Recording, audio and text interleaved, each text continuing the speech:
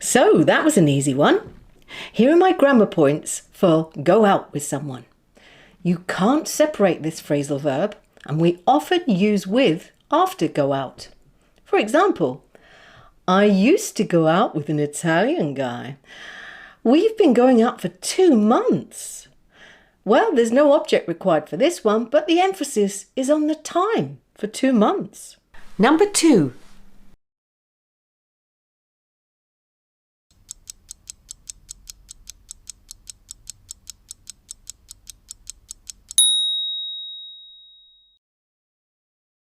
Well, this is a phrasal verb you may know well. Let's face it, it happens to most of us. Hopefully not by text message. So let's get it right. With this meaning, we can't separate this phrasal verb, and we often use with after break up. For example, I'm breaking up with him tonight. We broke up. Notice there's no object required with this one. Number 3.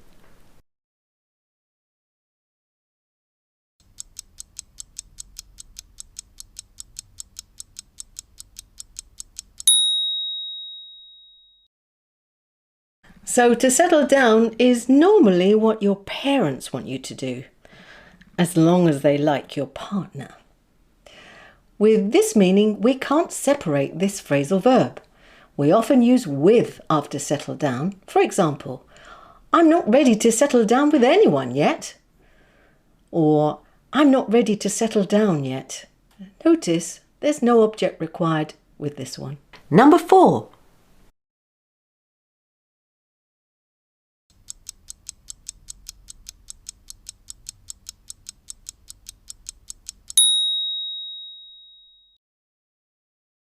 When you move in with someone, this is when you find out all about your partner's bad habits.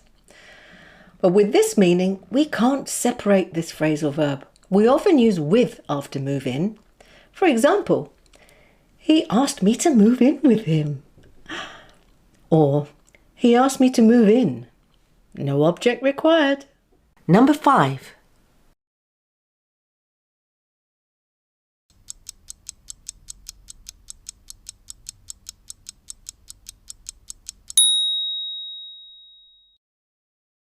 Are you brave enough to ask someone out? We always separate this phrasal verb with the object. For example, he finally asked me out. And the collocations to or for dinner or lunch or for a drink. Nice.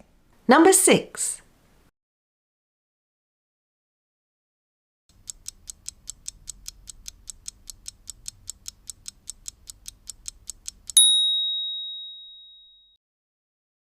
Just let it all out. With this meaning, we can't separate this phrasal verb. We use to or about after open up. For example, he's finally starting to open up to me. That's quite difficult for a man sometimes. Or he opened up about his feelings. Ah, that's nice. Number 7.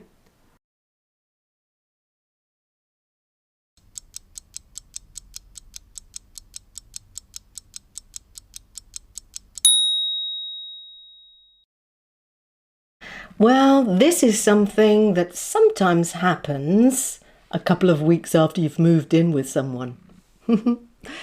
You can't separate this phrasal verb and it always needs an object. For example, how has Jenny put up with him for so long? Or, I will not put up with your untidiness any longer. Number 8.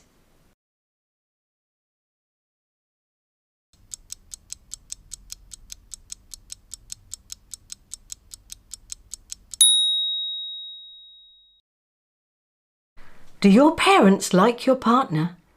Well, if they do, they get on with him. If they don't get on with him. With this meaning, you can't separate this phrasal verb. We often use with before an object after this phrasal verb. For example, I don't get on with my mother-in-law. Or, we get on really well. Notice no object required. Number 9.